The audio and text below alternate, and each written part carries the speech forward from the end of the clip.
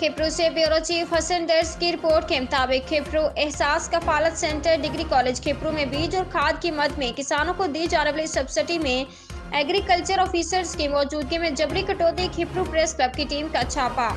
किसान को काटे की रकम वापस दिलाई। तफसील के मुताबिक खिपरू तालुका में हुकूमत की जानिब से बरसात मुतासरीन किसानों को रिलीफ देने के लिए हर किसान फी एकड़ 5,000 रुपए की रकम मुख्तस की गई है, जिसकी अदायगी के लिए ओमनी ग्रुप से मुआहदा तय पाया गया। इसके लिए एक सेंटर डिग्री कॉलेज खिपरू में बनाया गया,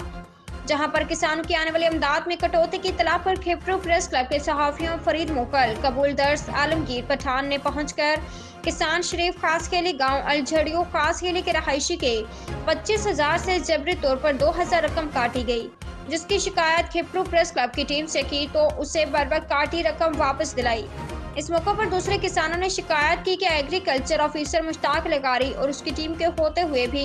हमसे जबरी कटौती कर रहे हैं। अगर इनकार करते तो फिंगर ना लगने का जवाब बनाकर परेशान किया जाता है।